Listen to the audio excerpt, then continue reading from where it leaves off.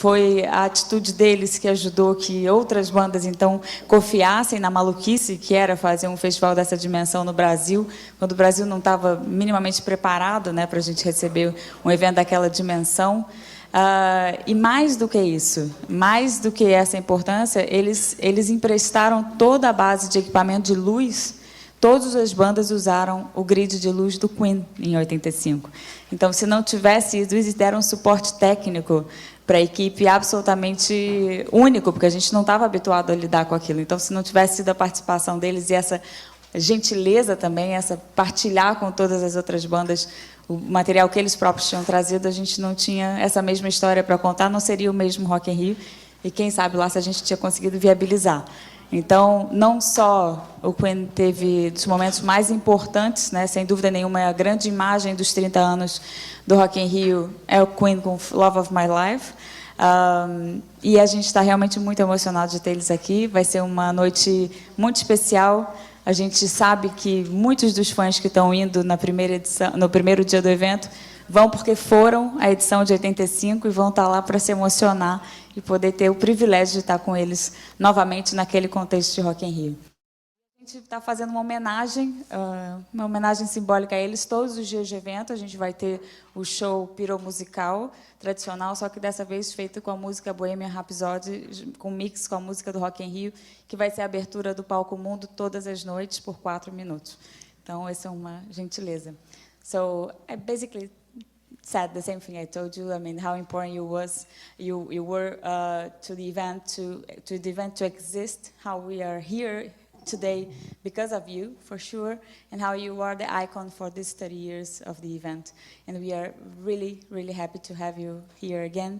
And I was telling them for the first time that we are doing this special moment every night to open the main stage with Bohemian Rhapsody and the fireworks show. I mean, just to celebrate and to show you how happy we are. So, really welcome to Rock in Rio and to Rio. Thanks, Roberta. A gente vai abrir para perguntas, é só levantar o dedo e a gente vai atendendo a cada um, tá? Vou pedir para que se apresente, falando o nome e o veículo. Ivani Flora, SIC Television from Portugal. Brian and Roger, which memories do you have about the concert in 1985? And Adam, you are going to have a revival. We have good. What memories do we have of?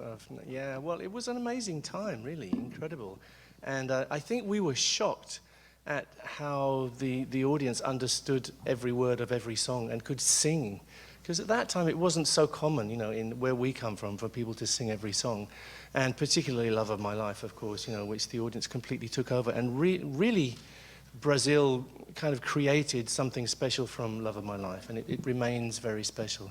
But we remember the show very well. It was enormous, incredible. The audience went on forever and made the most incredible noise, and I think it did something for us. It gave us some special energy.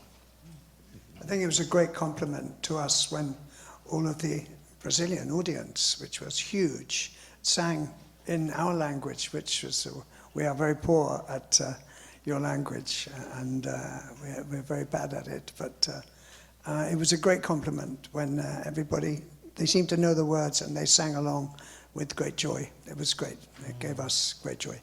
It was an amazing thing because really, as Roberta has said, this was something new. People really did not come from England down here and do the whole show. Usually they would come down and do a little show because they couldn't bring the equipment. We brought everything, along with Roberta's dad. You know, we put the first huge sound system together, the first huge light system together.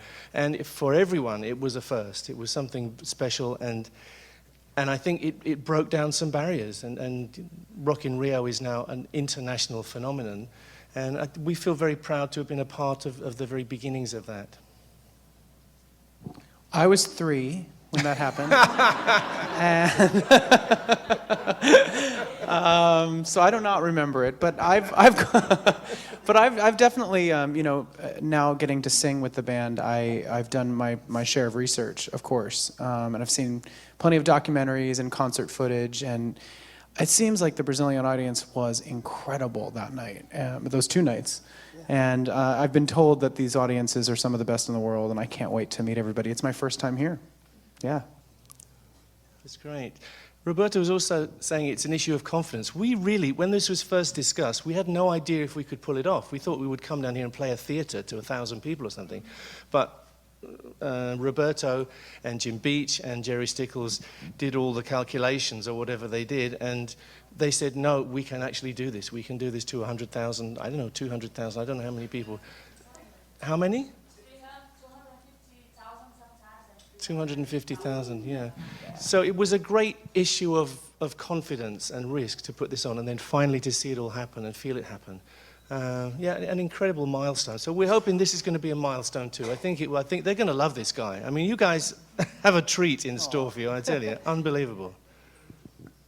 Yes, we've been all around a lot of the world now with Adam, and everywhere it's been fantastic. So here it's going to be hopefully even more fantastic.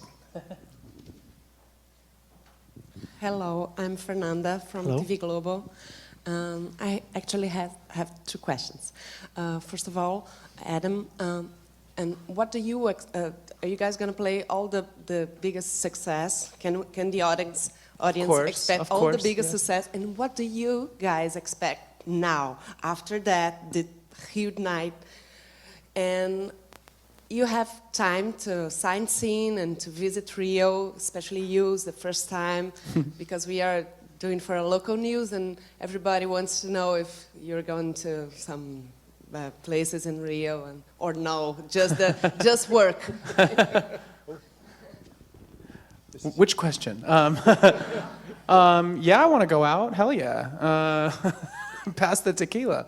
It's, but more importantly, we do have to rehearse because it's been about 6 months since we've done any shows, so it takes a second to kind of get back into the groove. So we're going to be doing that over the next few days. Obviously, I'm going to save the best party for on stage, not off. So, yeah. Yeah. I don't know. I would like to sightsee. I need to ask some people to take me around, I think. Yeah. I'm very excited to be here. Very excited. It's very nice to be in this hotel, actually, as well, because a couple of times we've been since we couldn't stay in the Copacabana Palace, and now we're back, and all the memories flood back from the time when we were here with Freddie. I mean, it was insane. It was very, very, we partied a lot in those days, particularly our singer, and it was kind of unforgettable, the whole thing, incredible. And we had a big party afterwards around that big pool in the center of this hotel. So it's very nostalgic for us, but also new. I mean, we're so lucky. 30 years later, we can still come back and do this. It's incredible. We're still alive. Our bodies still work, and we can still do that thing. So, and we have him.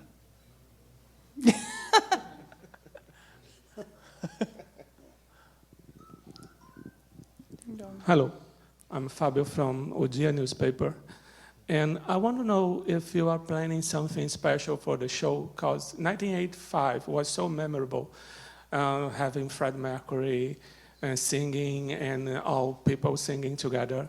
And how do you expect this specific part of the show? Are you planning to sing something special or do something special? The show is special. It's so special. Can we expect any surprise? Maybe? Yeah, so we're not going to tell you, obviously. Yeah. That's one of the reasons we're here now. We have to rehearse and put this show together now. So, and we'll try and think of something interesting and new and special for Rio and Brazil. And a lot of the best moments happen just kind of impromptu. They're spontaneous. They just happen. I think we all are a big fan of those kind of moments, and you get those moments when you're really connecting with the audience. So hopefully, from what I hear, the audiences down here are pretty passionate. So I'm sure we're going to have a moment.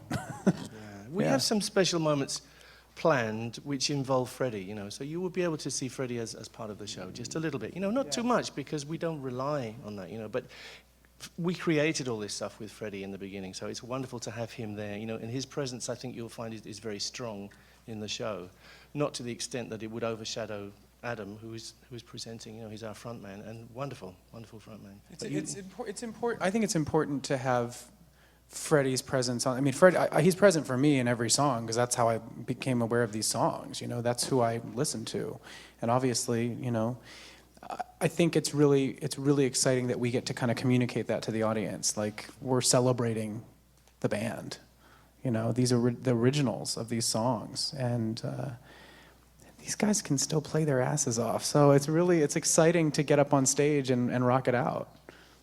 Yeah, it is exciting. I mean, I hope this comes across. You know, I realize that there will be some people there who saw us in the 1980s, and they will be there with their children, with their grandchildren maybe.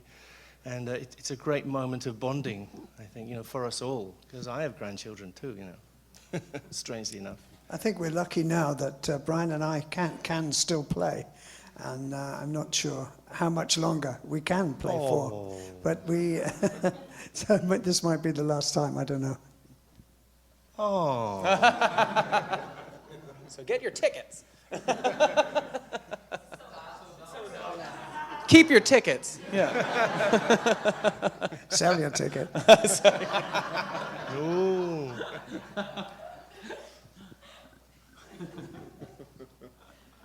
Hi, I'm Rafael Salido from Agencia Este. Well, I was wondering, everybody, I mean, 30 years ago, Queen was such a huge thing. But nowadays, it's been 30 years, and it's not the same doing a show for specific fans of Queen with Adam, than going into a festival where there will be crowds of young people who may hardly even know you, or have you... I think you'd be surprised. I think the young people do know us very well, yeah. I've been surprised at that all over the world. I mean, the audiences that we've had in North America, in the UK, in Europe, in Australia, in Asia, all ages, every night. You know, you see people that probably saw the band the first time around, and then they bring their kids, and those kids' kids. So it's really, it is kind of like a family, it's a family event. We don't pretend like we're playing to little children, but but it's still rock and roll. But it's, yeah, I mean, everybody knows the songs. It's crazy. Yeah, it is great, and also it's full strength. You know, we're not kind of diluted in any sense. You know, because Adam is the real deal. You know, and there's really nothing we can't attempt that we could attempt in 1985. In fact, in some ways, I think we do it better now. You know, I think even Freddie would say that. You know, things have changed. Roger and I have actually learned a lot over 30 years. And I think we play better than we ever could in those days. And we have a little more kind of maturity and roundness in the way we approach a show. I guess we're more conscious now, you know. And Adam really gives us this spur. He gives us new energy, new passion. And he doesn't lie down, you know. He doesn't say, oh, yes, I'm going to just do it the same way Freddie did it. He says, well, let's try this, let's try this. So again, as in 1985, we're a living entity. We're not a fossil. We're a band that's developing and excited about the fact that we're here. I also think that some of the younger audience that will be there, they might not know us as individuals, you know, they're too young, but I think they do know at least some of those songs, and they're in there, and hopefully they're in here as well. But yeah, so it's surprising. Does that answer the question? I'm not sure what the question was. Hi, I'm Roberta from Estadão. We wonder why you arrived so early, because we still have 8 days to the show. So we are wondering, what do you come here to rehearse or to rehearse? We come here to work and acclimatize, yeah. So we'll do rehearsals here. We then do production rehearsals because technically it's a new show. So yeah, we take these things very seriously. We try not to take ourselves too seriously, but we take the show very seriously. So we will work from now until that first show.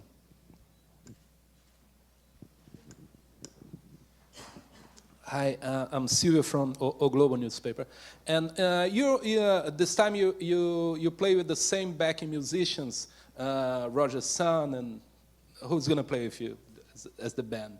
Yeah, my son is helping. He's a younger, stronger model, and he's helping with the percussion, and then sometimes we do a little drum battle. So that helps us. We have a great bass player called Neil Fairclough, who has been with us for quite a few years. He's great, sings great. And we have Spike Edney on the keyboards, he's the guy that remembers everything that the old guys forget. So. Hi, I'm Livio from the cable channel that will be broadcasting your show live. I was wondering, Adam, this will be your first show in Brazil, and you're starting at a huge festival, the biggest in Brazil, for playing for 80,000 people, fronting Queen. The stakes are really high. Do you agree? Thanks for reminding me. I think at this point what's so cool about it is that now we've done this around the world. And so I feel I'm not intimidated like I was maybe 3 years ago when we first started. I feel excited and I feel ready for the challenge and I feel so ready to connect with the Brazilian fans. You know, I've gotten tweets and Facebook messages for years now from my fans down here and I've never been. So to be able to connect finally is going to be great. And to do it with the greatest rock man in the world singing these incredible songs. I mean, it's like, I'm pretty good. I'm happy. I'm feeling good. Yeah. Actually, the first show we ever did with Adam, we didn't really tell him, was a free show in Ukraine. And I think there was about 250,000 people. So that was the first show. And he did great. So, that was a lot. Yeah. So, yeah, exactly. The stakes have always been high, and especially today with, you know, everybody with their phones up and taping everything. I mean, everybody sees everything everywhere, so it's kind of like every show is high stakes. Yeah, there's no hiding these days. You have to be what you are and be proud of it, really. I mean, Adam, as you probably can see here, is this great mixture of very wonderful and proper confidence, but also a certain amount of humility. You know, he's always aware of what the job is, but he's confident that he can do it because he knows he has it inside him, you know. So you'll see this on the stage, you know. This is not a man who's arrogant. This is a man who knows what the job is and is more than equal to it and loves it, you know. So we have to love what we do, and that's what you see. Hi, Jean-Marie França, Independente. Brian, that's for you. I'm here, the big bird, okay? Brian once said that if you could choose how you would be remembered, you said that it would be for the welfare of animals instead of astrophysics or even the music. Is that an important fight for you? And let's remember that there was a big fuss about the killing of a lion recently, Cecil in Zimbabwe. Yeah, well, it's probably good that you can't choose how you're remembered, can you? Nobody can choose that. Can I speak louder? Yeah. I got 50 years of rock and roll, so I had those. You've been too close to the PA. Yeah. Tissue in there. Yeah, well, for me, all these things matter, yes. And I've spent a lot of time recently defending animals because I think our relationship with them needs updating. You know, I think we really have destroyed so much of our fellow creatures on this planet and the planet itself. So, yeah, I spend a lot of time. But, you know, I'm happy to be remembered just as a person who did the best he could in all these different areas. And I'm very fortunate to have had all these areas to work in. And I suppose the great thing is what Queen has brought all of us is the ability to work with the best people in every sphere.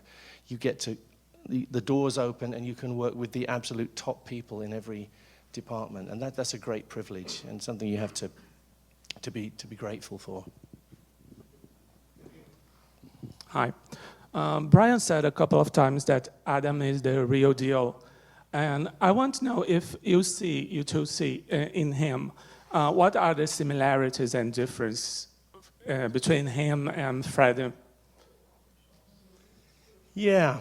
Well, I'll tell you one thing really quick, is that I wish I could play piano and write a song like Freddie. I'm not nearly as skilled in that department at all. So I really, you know, that's something to consider, is that not only was he an incredible vocalist and an incredible performer, but he was a writer. I mean, like, serious writer. I wish I could do that. So, go ahead. Sorry. Interesting. I wish. Well, there are differences, you know, but I think perhaps the greatest thing about Freddie is his connection with people, with an audience. And Adam has that. And I don't think that's something you can learn. I think it's something which you either perhaps have in you or not. You have to dedicate yourself, you know. And Adam, like Freddie, is dedicated to his art. But without that, whatever that wonderful talent is, I don't think it would happen, you know. When Adam walks onto a stage, it's not Freddie, you know, and it's not him trying to be Freddie. But when Adam walks on and when Freddie walks on, something happens. There's some kind of catalytic action happens between people. And it's a very rare and special thing. So I would say that's something that Adam and Freddie share. And I know Freddie would agree with that. I mean, without even speaking about the voice, I mean, the voice, they both had and have incredible voices. You know, I mean, the kind of voice that you don't find in a billion people. And of course, the voice is very special, but it's not enough. You have to have the will and the spirit to use that wonderful instrument that you've been given. To make that connection with the people. And the costumes. The frocks. See, this is what he has. It's important. I think it's very important that people make up their own minds. So when Adam's not trying to be Freddie in any way, and I think people will be able to judge when we play. When did you notice that since from the American Idol, or from the beginning, or when it happened? You said, oh, he's going to sing with us. To be honest, it was gradual, and we just gradually came together. We didn't go, oh, we have to have this, you know, and Adam didn't say, oh, I have to do this. You know, it happened. We knew each other from American Idol, and we thought, this could be interesting. But we took our time, and I guess you wait for a little door to open. Mm-hmm. The door that opened was Dublin, right? We were both asked to play an awards show in Dublin. So we thought, how interesting it would be if we did it together. And we did 3 songs, I think. We did Rock You, Champions, and Show Must Go On. Yeah. And everybody, including us, went, oh, this really does work. So then it was a gradual situation. And the next big cornerstone, I think, was the Heart Show. We did in Vegas, in Las Vegas, which was a longer show. But again, you know, just a taster of what we could do, like a half-hour show. Yeah. And everybody went, this is it, we want it. And we had calls from all around the world saying, we want Queen and Adam Lambert. And it felt like every time we kind of reached one of those milestones, something had shifted into, you know, clicking even better. I know that when we did the show in Vegas, the iHeartRadio show, it was, you know, the shows previous to that were great and a lot of fun and big shows. We did, you know, a couple shows in London, we did shows in Eastern Europe, but that Vegas show, something else happened. And I think it was just comfort and familiarity, and it felt so good. And the audience definitely let us know. So. Yeah, a half-hour show turned into a 2.5-hour world tour. Yeah, yeah, yeah. You can see a huge expectation about you sing "Love of My Life." We will have it. Hello. Sorry. And we can see a huge expectation about you sing "Love of My Life." We will have it. Well, we have an expectation, I think. I mean, I have to go. See, I mean, Freddie's not there, but we do it in a special way which involves Freddie, as you will see. But I have great confidence that I don't have to sing very much because the audience will sing it, and I'm looking forward to that.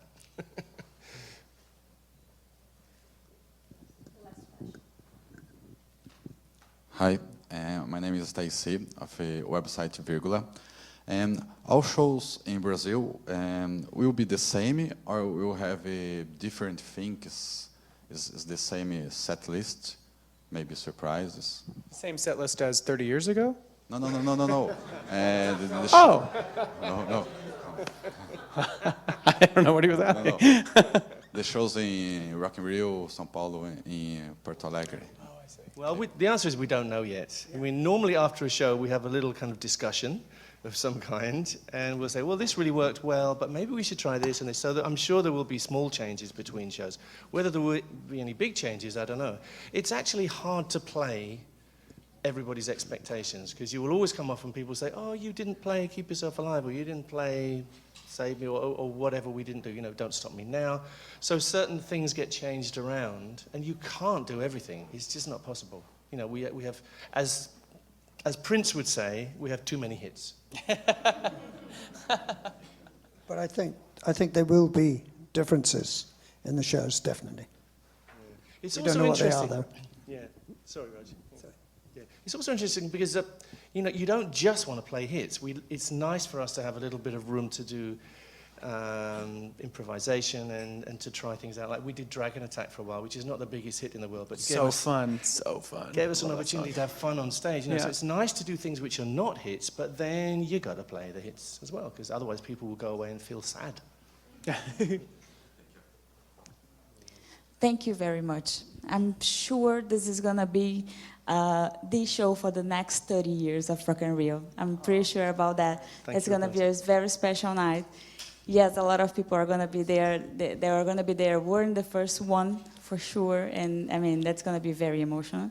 And I would like to thank you also for being part of ours, for supporting our social project that we have a guitar being auctioning with your signature that you might know. I mean, you can check in our website. So it's going to be also.